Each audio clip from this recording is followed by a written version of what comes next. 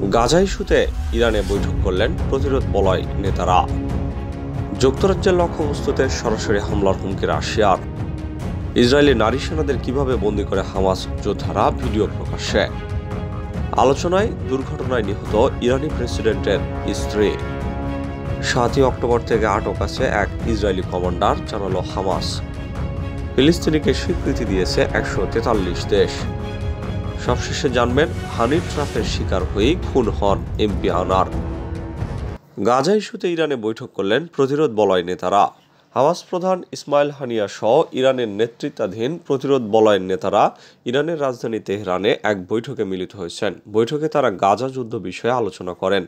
নেতৃবৃন্দ ইরানের প্রেসিডেন্ট ইব্রাহিম রাইসির দাফন অনুষ্ঠানে অংশগ্রহণ শেষে সাইডলাইনে এই বৈঠকে মিলিত হন। ইরানের রাষ্ট্রীয় গণমাধ্যম বৃহস্পতিবার এই খবর দিয়েছে। ইরানের আঞ্চলিক প্রতিবেশী অবরুদ্ধ গাজার ফিলিস্তিনি প্রতিরোধ আন্দোলন হামাস, লেবাননের হিজবুল্লাহ, ইয়েমেনের হুতি এবং ইরাকি গোষ্ঠী সহ প্রতিরোধ বলয় গ্রুপের সবাই ইসরায়েলের বিরুদ্ধে লড়াইয়ে একমত পোষণ করেছে।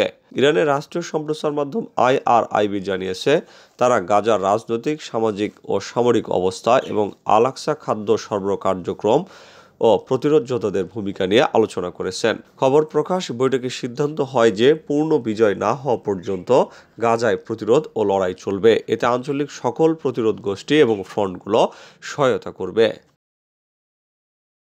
যুক্তরাজ্যের লক্ষ্যবস্তুতে সরাসরি হামলার হুমকি রাশিয়ার। ইউক্রেন যুদ্ধ ঘিরে দীর্ঘদিন ধরে পশ্চিমাদের সঙ্গে রাশিয়ার উত্তেজনা বিরাজ করছে।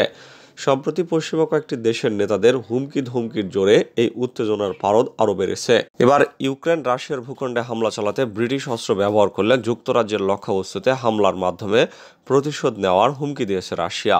বৃহস্পতিবার রুশ পররাষ্ট্র মন্ত্রণালয়ের মুখপাত্র মারিয়া জাখারোভা এই হুমকি দিয়েছেন। জাখারোভা সাংবাদিকদের বলেছেন, এমন পরিস্থিতিতে ইউক্রেনের ভূখণ্ড এবং এর সীমানার বাহিরে ব্রিটিশ লক্ষ্যবস্তুতে হামলা হতে পারে। এর আগে চলতি মাসের শুরুতে ব্রিটিশ পররাষ্ট্রমন্ত্রী ডেভিড ক্যামেরুন জানান, ইউক্রেন চাইলে রাশিয়ার ভেতরে হামলার জন্য ব্রিটিশ অস্ত্র ব্যবহার করতে পারে। তার এমন ঘোষণার পরই কড়া প্রতিক্রিয়া দেখায় মস্কো। এমনকি সদ্য শুরু করা পারমাণবিক মহড়ার অন্যতম কারণ হিসাবে ক্যামেরুনের এই বক্তব্যকে সামনে নিয়ে আসেন পুতিন। ইসরায়েলি নারী সেনাদের কিভাবে বন্দী করে হামাস যোদ্ধারা, ভিডিও প্রকাশ্যে। গত বছর 7ই অক্টোবর ইসরায়েলের অভ্যন্তরে নজিরবিহীন হামলা চালায় প্রতিরোধ যোদ্ধারা। হামাসের ওই অভিযানের একটি সামরিক ঘাঁটি থেকে 5 জন ইসরায়েলি নারী সেনাকে বন্দী করার ভিডিও ফুটেজ প্রকাশ্যে এসেছে।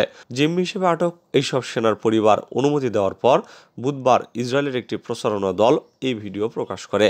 3 মিনিটের ওই ভিডিও ক্লিপে দেখা যায়, নারী সেনারা মাটিতে বসে আছেন, কারো কারো মুখে রক্ত, তাদের হাত পেছনে শক্ত করে বাঁধা। দক্ষিণ ইসরায়েলের নাহাল ওজ ঘাঁটি থেকে তাদের বন্দী করা হয়। জিম্মি ও নিখোঁজদের পরিবারের সদস্যদের নিয়ে গঠিত ফ্যামিলি ফোরামের এক বিবৃতিতে বলা হয়, হামাসের ক্যামেরায় ধারণ করা 2 ঘন্টার ভিডিও থেকে এই ফুটেজ নেওয়া হয়েছে। বিবৃতিতে আরও বলা হয়, ভিডিওতে তাদের অপহরণের সময় হিংসাত্মক, অপমানজনক এবং আতঙ্কজনক আচরণের বিষয়গুলো ফুটে উঠেছে। ফুটেজের শেষ দিকে দেখা যায়, এইসব নারী সেনাকে হামাস যোদ্ধারা একটি সামরিক জিপে তুলে নিয়ে যাচ্ছে। ওই সামরিক ঘাঁটিতে হামাসের হামলায় 50 জনেরও বেশি ইসরায়েলি সেনা নিহত হয়েছে, এর মধ্যে 15 জন নারী সেনা। এ সময় হামাস 7 নারী সৈন্যকে জিম্মি হিসেবে বন্দী করে। তাদের মধ্যে একজনকে ইসরায়েলি সামরিক অভিযানের সময় ছেড়ে দেওয়া হয়। অপর একজনের লাশ উদ্ধার করে ইসরায়েলকে হস্তান্তর করা হয়। এদিকে হামাস বলছে, ভিডিও ফুটেজে কারসাজি করা হয়েছে যাতে মিথ্যা অভিযোগ এবং প্রতিরোধের ভাবমূর্তিকে ক্ষুণ্ণ করা যায়। আলোচনায় দুর্ঘটনায় নিহত ইরানি প্রেসিডেন্টের স্ত্রী। ইব্রাহিম রাইসি নিহত হওয়ার পর আলোচনায় এসেছেন তার স্ত্রী জামিলে আল-মোল হুদা। তিনি একবার বলেছিলেন, নারীদের বাইরে কাজ করা এবং পড়ালেখা করতে চাওয়া এক ধরনের সহিংসতা। প্রেসিডেন্ট রাইসির স্ত্রী জামিলের জন্ম 1965 সালে ইরানের দ্বিতীয় জনবহুল শহর মাশহাদে। তিনি দর্শন শিক্ষার উপর শহীদ বেহেশতি বিশ্ববিদ্যালয় থেকে ডক্টরেট ডিগ্রি অর্জন করেন। 18 বছর বয়সে তিনি ইব্রাহিম রাইসিকে বিয়ে করেন। তাদের ঘরে 2টি মেয়ে আছে। 2001 সালে তিনি শহীদ বেহেশতি বিশ্ববিদ্যালয়ের লিডারশিপ অ্যান্ড এডুকেশনাল ডেভেলপমেন্ট বিভাগের ফ্যাকাল্টির সদস্য হন। জানা গেছে, নারীদের বাইরে কাজ করার ক্ষেত্রে কঠোর বিরোধী রাইসির স্ত্রী জামিলে আল-মোল হুদা। 2023 সালের জুনে ভেনেজুয়েলার রাষ্ট্রীয় টেলিভিশন তেলেসুরকে দেওয়া সাক্ষাৎকারে জামিলে বলেছিলেন, স্বাধীনতার নামে বিভিন্ন দেশের সরকার নারীদের যৌন হয়রানি করে। টিভি চ্যানেলটিকে তিনি বলেছিলেন, নারী অধিকার সংস্থাগুলো নারীদের ঘরে অত্যাচারের শিকার হওয়া নিয়ে কথা বলে, কিন্তু পরিবারের বাইরে নারীরা যে সহিংসতার শিকার হয় সেগুলো আরও বেশি গুরুত্বপূর্ণ। তিনি বলেন, আমরা চাই নারীরা নারী থাকুক। কেন আমরা পুরুষদের মতো হব? কেন আমাদের লেখাপড়া করতে হবে? পুরুষদের মতো কাজ এবং জীবনযাপন করতে হবে? এটি এক ধরনের সহিংসতা। 7ই অক্টোবর থেকে আটক রয়েছেন আরও এক ইসরায়েলি কমান্ডার। হামাসের সশস্ত্র শাখা বলছে, গত 7ই অক্টোবর ইসরায়েলি একজন কমান্ডারকে আটক করে তারা। আল জাজিরার খবর অনুসারে এক ভিডিও বার্তায় জানিয়েছে, তারা 2023 সালের 7ই অক্টোবর ইসরায়েলি হামলার সময় উপত্যকায় ইসরায়েলি সেনাবাহিনীর সাউদার্ন ব্রিগেডের কমান্ডার আসাফ হামামিকে আটক করেছেন। ইসরায়েলের ধারণা, 7ই অক্টোবর নিরিম কিপ্তুজে সংঘর্ষে হামামি নিহত হয়েছেন। এখন হামাস জানালো, ইসরায়েলি এই কমান্ডার নিহত হয়নি, তাদের হাতে আটক রয়েছে। এ বিষয়ে ইসরায়েল এখনো কোনো মন্তব্য করেনি। ইসরায়েলি গণমাধ্যমে বলা হয়েছে, বৃহস্পতিবার 7ই অক্টোবর থেকে আটক এক ইসরায়েলি কর্নেলের ভিডিও প্রকাশ করেছে তারা। ইসরায়েল আগেই জানিয়েছিল ওই দিন হামলায় তিনি নিহত হয়েছেন। কাসাম ব্রিগেড জানিয়েছে, কর্নেল আসাফ হামামি আটকের সময় আহত হন। আসাফ হামামির বিভিন্ন ছবি সম্বলিত একটি ভিডিও ছাড়া হামাস তার জীবিত থাকার কোনো প্রমাণ সরবরাহ করেনি। তিনি এখনো বেঁচে আছেন কিনা তাও উল্লেখ করেনি। ঘুষের অভিযোগে রাশিয়া আরও এক জেনারেল গ্রেপ্তার। ঘুষ নেওয়ার অভিযোগে রুশ সামরিক বাহিনীর উপপ্রধান লেফটেন্যান্ট জেনারেল ভাদিম সামারিনকে গ্রেপ্তার করা হয়েছে। বুধবার সামরিক আদালত সামারিনকে 2 মাসের জন্য কারাগারে পাঠানোর আদেশ দিয়েছেন। কাতার ভিত্তিক সংবাদ মাধ্যম আল জাজিরা এই খবর দিয়েছে। রাশিয়ার রাষ্ট্র নিয়ন্ত্রিত বার্তা সংস্থা TASS জানিয়েছে, দেশটির প্রতিরক্ষা মন্ত্রণালয়ের যোগাযোগ বিভাগের পরিচালক মণ্ডলীর প্রধানও ছিলেন সামারিন। দুর্নীতি বন্ধ প্রচেষ্টার অংশ হিসেবে এর আগেও শীর্ষ প্রতিরক্ষা কর্মকর্তাদের গ্রেপ্তার করেছে রাশিয়া। এবার 4র্থতম উচ্চপদস্থ কর্মকর্তা হিসেবে সামারিনকে গ্রেপ্তার করা হলো। চলতি মাসের শুরুতে ঘুষের অভিযোগে মেজর জেনারেল ইভান পপভ, ইউক্রেনের রুশ বাহিনীর সাবেক শীর্ষ কমান্ডার এবং প্রতিরক্ষা মন্ত্রণালয়ের কর্মী দপ্তরের প্রধান লেফটেন্যান্ট জেনারেল ইউরি কুজনেটসভকেও গ্রেপ্তার করা হয়। সামারিনের গ্রেপ্তার প্রসঙ্গে ক্রেমলিনের মুখপাত্র দিমিত্রি পেসকভ বলেছেন, দুর্নীতির বিরুদ্ধে লড়াই একটি চলমান প্রচেষ্টা, এটা কোনো প্রচারণা নয়, এটি আইন প্রয়োগকারী সংস্থার কার্যক্রমের একটি অবিচ্ছেদ্য অংশ। ফিলিস্তিনিকে স্বীকৃতি দিয়েছে জাতিসংঘের 143 দেশ। সংঘাতের প্রথম থেকে যুক্তরাষ্ট্র এবং তার মিত্র দেশগুলোর অধিকাংশ ইসরায়েলকে সমর্থন করলেও ব্যতিক্রম ছিল কয়েকটি পশ্চিমা দেশ। তাদের মধ্যে স্পেন এবং আয়ারল্যান্ড অন্যতম। এবার ফিলিস্তিনিকে রাষ্ট্র হিসেবে স্বীকৃতি দিয়েছে দেশ দুটি। আরও এক পশ্চিমা দেশ নরওয়েও এই স্বীকৃতি ঘোষণা করেছে।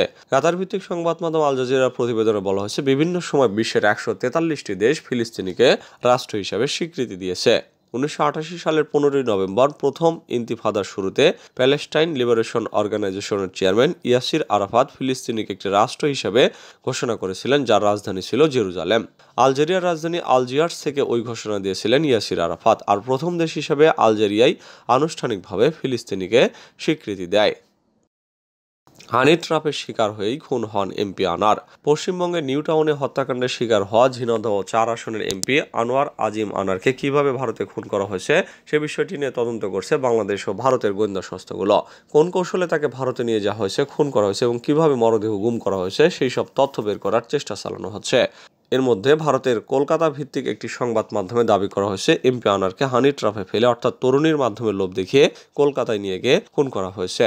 সংবাদ মাধ্যমটি বলছে, এমপি আনারের ব্যবসায়িক পার্টনার আখতারুজ্জামান শাহিন হত্যার পুরো পরিকল্পনা সাজান। আর এই কাজে তিনি ব্যবহার করেন শিলাস্তি রহমান নামের এক তরুণীকে, যার প্রকৃত নাম সিনথিয়া রহমান। গত 12 মে চিকিৎসার কথা বলে ভারতে যাওয়া এমপি আনার শিলাস্তি রহমানের সঙ্গে দেখা করেন। এই তরুণীকে ব্যবহার করে মূলত এমপি আনারকে ভারতে আনা হয়। হত্যার ছক কষা আখতারুজ্জামান শাহিন 10 মে ভারত থেকে বাংলাদেশে আসেন, কিন্তু ওই সময় শিলাস্তি ওরফে সিনথিয়া ভারত থেকে গিয়েছিলেন। এমপি আনারকে ভারতে নেওয়ার পাশাপাশি শিলাস্তি সরাসরি এই হত্যাকাণ্ডে অংশ নেন। এরপর আনারের মরদেহ গুম করতেও সক্রিয় ভূমিকা রাখেন তিনি। বৃহস্পতিবার বিকেল 3টায় রাজধানীর মিন্টো রোডের ডিবি কার্যালয়ে সাংবাদিকদের সঙ্গে কথা বলেন ডিএমপির অতিরিক্ত পুলিশ কমিশনার মোহাম্মদ হারুনুর রশিদ। তিনি বলেছেন, ঢাকায় বসে 2-3 মাস আগে আনোয়ারুল আজিমকে হত্যার পরিকল্পনা করা হয়। ঢাকায় না পেরে ঝিনাইদহ 4 আসনের সংসদ সদস্যকে কৌশলে নেওয়া হয় কলকাতায়। সেখানে তাকে হত্যার পর ওই বাসা থেকে বের করা হয়। তবে কোথায় মরদেহ খণ্ডিত অংশ ফেলা হয়েছে তা এখনো স্পষ্ট নয়।